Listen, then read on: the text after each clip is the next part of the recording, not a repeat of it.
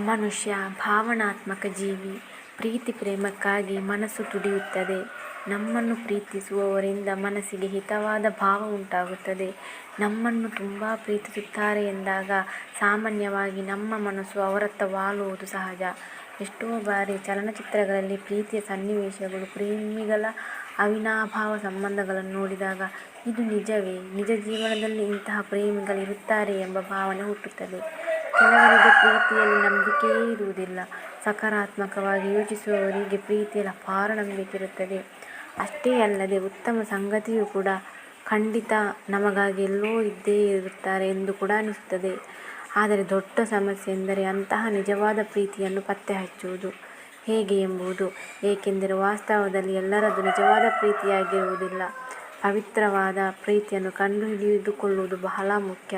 ಇಲ್ಲದಿದ್ದಲ್ಲಿ ಮುಂದೆ ಎದುರಿಸಬೇಕಾಗಿ ಬರುವ ಆಘಾತಗಳನ್ನು ಯಾರು ತಾನೇ ಬರಮಾಡಿಕೊಳ್ಳಲು ಇಚ್ಛಿಸುತ್ತಾರೆ. ಇದು ಮನಸ್ಸನ್ನಷ್ಟೇ ಕುಗ್ಗಿಸುವುದಲ್ಲ, ಎಷ್ಟೋ ಬಾರಿ ಜೀವನವನ್ನೇ ಅಲ್ಲೋಲ ಕಲ್ಲೋಲನಾಗಿಸುತ್ತದೆ. ಇದಕ್ಕೆ ನಮ್ಮ ತಪ್ಪು ಆಯ್ಕೆ ಎಂದೂ ಕಾರಣವಾಗಬಹುದು. ಈಗ ಜರಡಿ ಹಿಡಿದಾಗ ಪದಾರ್ಥವು ಹೇಗೆ ಆಕಾರಗಳಿಗನುಸಾರವಾಗಿ ಬೇರ್ಪಡುವುದು, ಅಂತೆಯೇ ಅಸಲಿ ನಕಲಿ ಪ್ರೀತಿಯ ನಡುವಿನ ಅಂತರವನ್ನು ಕಂಡು ಹಿಡಿದುಕೊಳ್ಳಬೇಕು. ಈಗ ನಮ್ಮ ಸಂಗಾತಿಯು ನಮಗೆ ಮೋಸ ಮಾಡುತ್ತಿದ್ದಾರೆ ಅಥವಾ ಮೋಸದ ಪ್ರೀತಿ ಮಾಡುತ್ತಿದ್ದಾರೆ ಎಂಬುದರ ಲಕ್ಷಣವನ್ನು ತಿಳಿದುಕೊಳ್ಳೋಣ. ಮೊದಲನೆಯದಾಗಿ, ಅವರು ನಿಮ್ಮೊಂದಿಗೆ ಸಮಯ ಕಳೆಯುವುದನ್ನು ಹಂಚಿಕೊಳ್ಳುವುದಿಲ್ಲ.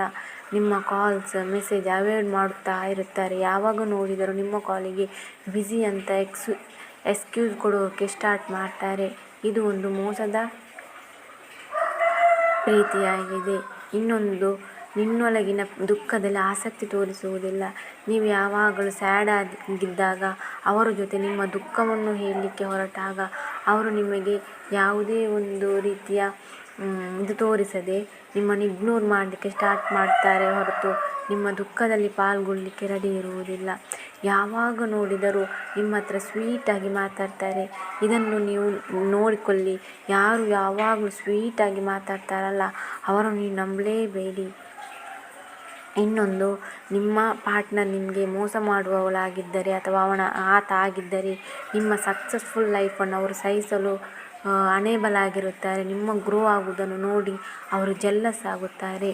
ನಂತರ ನೀವು ಲವ್ ಮಾಡುತ್ತಿರುವಾಗ ತೆಗೆದ ಫೋಟೋಸ್ ಎಲ್ಲ ಇರ್ತದಲ್ಲ, ನಿಮ್ಮನ್ನು ಬ್ರೇಕಪ್ ಆಗಬೇಕು ಅಂತ ತೀರ್ಮಾನಿಸಿದ ನಂತರ ಆ ಫೋಟೋಸನ್ನೆಲ್ಲ ಅಥವಾ ಮೆಮೊರೀಸನ್ನು ಇರೇಸ್ ಮಾಡೋಕ್ಕೆ ಸ್ಟಾರ್ಟ್ ಮಾಡ್ತಾರೆ.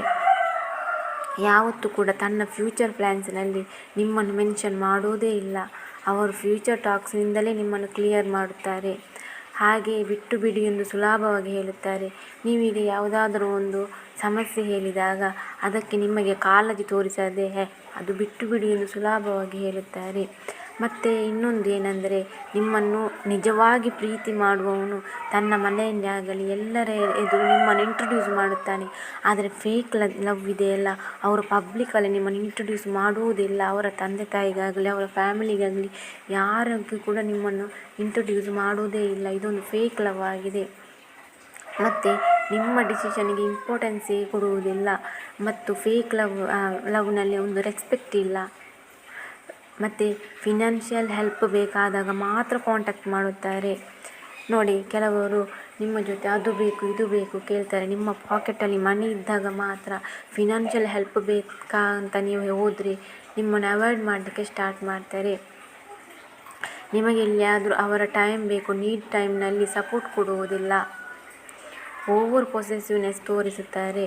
ನಿಮ್ಮನ್ನು ಯಾವಾಗ ನೋಡಿದರೂ ಕಂಟ್ರೋಲಲ್ಲಿ ಇಟ್ಕೊಳ್ತಾರೆ. ನೀವು ಬೇರೆ ಎಲ್ಲಿಗಾದರೂ ಹೋಗುವುದಾದರೆ ಅಥವಾ ನಿಮ್ಮ ಸ್ವ ಇಚ್ಛೆಯನ್ನು ಮಾಡಲು ಯಾವುದನ್ನು ಬಿಡುವುದಿಲ್ಲ.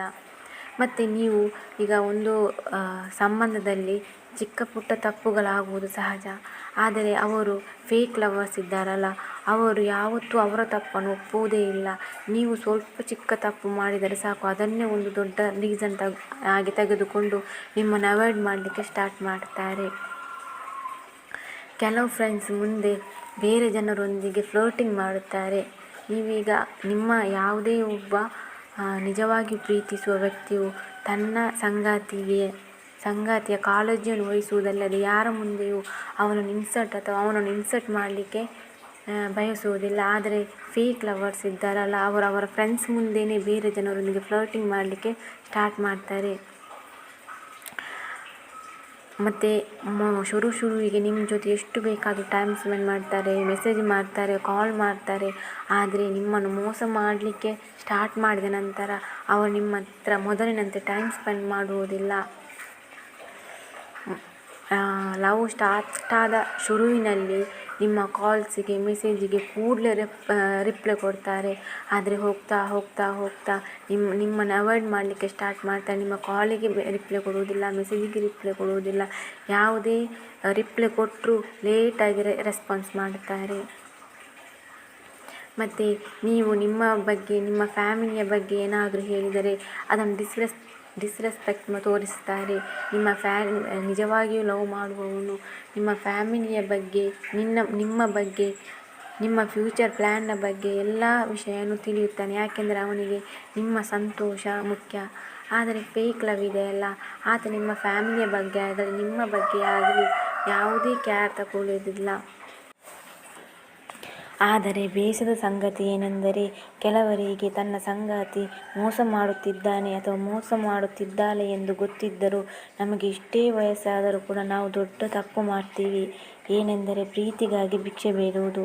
ಎಷ್ಟೊಂದು ಸರ್ತಿ ನಾವು ಕೇಳಿದ್ದೇವೆ ಅಲ್ಲ, ಏನೂ ಬೇಡ ಜೀವನದಲ್ಲಿ, ಸ್ವಲ್ಪ ಪ್ರೀತಿ ಸಿಕ್ಕರೆ ಸಾಕು ಅಂತ. ಪ್ರತಿ ಸರ್ತಿ ನಾವು ಏನು ಮಾಡ್ತೀವಿ ಎಂದರೆ, ಯಾರು ನಮ್ಮನ್ನು ಪ್ರೀತಿಸುತ್ತಾರೆ, ಯಾರು ನಮ್ಮನ್ನು ಕೇರ್ ತಗೋತಾರೆ, ಯಾರು ನಮಗೆ ಗೌರವ ಕೊಡುತ್ತಾರೆ ಅಂತ ಹೇಳಿ ಯಾವಾಗಲೂ ನಾವು ಅಪೇಕ್ಷಿಸುತ್ತಾ ಇರ್ತೇವೆ. ನೀವೊಂದು ಸೂಕ್ಷ್ಮವಾಗಿ ಗಮನಿಸಿ. ಈಗ ದಾರಿಯಲ್ಲಿ ಹೋಗುವಾಗ ಯಾರೋ ಒಬ್ಬ ಭಿಕ್ಷುಕ ಭಿಕ್ಷೆ ಬೇಡುತ್ತಾ ಇರ್ತಾನೆ. ಅವನಿಗೆ ನಿಮಗೆ ಇಷ್ಟ ಇರುವುದನ್ನು ಕೊಡ್ತೀರಾ ಅಥವಾ ಅವನು ಏನು ಡಿಮ್ಯಾಂಡ್ ಮಾಡ್ತಾನಲ್ಲ ಅದನ್ನು ಕೊಡ್ತೀರಾ? ನಿಮಗೆ ಏನು ಮನಸ್ಸಿಗೆ ಬರುತ್ತೋ ಅದನ್ನು ಕೊಡ್ತೀರಲ್ವಾ? ಹಾಗೆಯೇ ನಮ್ಮ ಸಂಬಂಧದಲ್ಲೂ ಅಷ್ಟೇ. ನಾವು ಯಾವಾಗ ಅವರ ಟೈಮ್ಗಾಗಿ ಅಪೇಕ್ಷಿಸುವುದು, ಅವರ ಬರುವಿಕೆಯಾಗಿ ನಿರೀಕ್ಷಿಸುವುದು, ಅವರ ಟೈಮ್ಗಾಗಿ ನಿಮ್ಮ ನೀಡ್ಸನ್ನು ಬಿಟ್ಟು ಹೋಗುವುದು, ಯಾವಾಗಲೂ ನಾವು ಯಾವುದಕ್ಕಾದರೂ ನಾವು ಬೇಡ್ಕೊತಾ ಇರ್ತೀವೋ ಅವರ ಕಣ್ಣಿಗೆ ನಾವು ಯಾವ ಥರ ಕಾಣಿಸ್ತೀವಿ? ಸ್ವಲ್ಪ ಯೋಚಿಸಿ. ಪ್ರೀತಿಯಲ್ಲಿ ನಾವು ಯಾವತ್ತೂ ಬೇಡಬಾರದು. ಪ್ರೀತಿ ಅನ್ನೋದು ಒಂದು ಫೀಲಿಂಗ್, ಅದಾಗೆ ಅದು ಬರಬೇಕೇ ಹೊರತು ನಾವು ಭಿಕ್ಷೆ ಬೇಡಬಾರದು. ಅದೊಂದು ಇದಿದೆ ಅಲ್ಲ, ಹೇಳ್ತಾರಲ್ಲ, ಮಣ್ಣು ಹೊಣ್ಣು ಹೆಣ್ಣು ಯಾವುದು ಕೂಡ ನಾವು ಹುಡುಕಿಕೊಂಡು ಹೋಗಬಾರದು, ಅದು ತಾನಾಗಿಯೇ ಬರಬೇಕು ಅಂತ. ಹಾಗೆಯೇ ಸಂಬಂಧ ಕೂಡ ಅಷ್ಟೇ. ಯಾವುದು ನಾವು ತುಂಬ ಫೋರ್ಸ್ ಮಾಡಿ ಹಿಡಿತೇವೋ ಹಾಗೆ ಬಲವಾಗಿ ಹಿಡಿದಾಗ ನಮ್ಮ ಕೈಗೆ ನೋವಾಗುತ್ತಾ ಹೋಗುತ್ತದೆ. ಸೊ ಪ್ರೀತಿಯಾಗಲಿ, ಕೇರ್ ಆಗಲಿ, ಲವ್ ಆಗಲಿ, ಅಟೆನ್ಷನ್ ಆಗಲಿ ಅದಾಗೆ ಅದು ಬರಬೇಕು. ನಾವು ಯಾವುದನ್ನು ಅಪೇಕ್ಷೆ ಮಾಡಿದಂಗೆ ಅದು ನಮ್ಮಿಂದ ದೂರ ಹೋಗ್ತಾನೇ ಇರುತ್ತೆ. ಸೊ ಇವತ್ತಿನಿಂದ ನೀವು ಯಾವಾಗಲೂ ಪ್ರೀತಿಗಾಗಿ ಬೇಡಬಾರದು.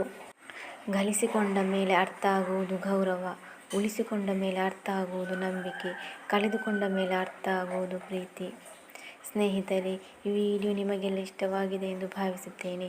ಇಷ್ಟವಾದರೆ ಒಂದು ಲೈಕ್ ಮಾಡಿ ಮತ್ತು ಇದೇ ರೀತಿಯ ಹೆಚ್ಚಿನ ವಿಡಿಯೋಸ್ಗಳಿಗಾಗಿ ಚಾನೆಲ್ ಸಬ್ಸ್ಕ್ರೈಬ್ ಮಾಡುವುದನ್ನು ಖಂಡಿತವಾಗಿ ಮರೆಯಬೇಡಿ. ಕೇಳಿದ್ದಕ್ಕಾಗಿ ಧನ್ಯವಾದಗಳು.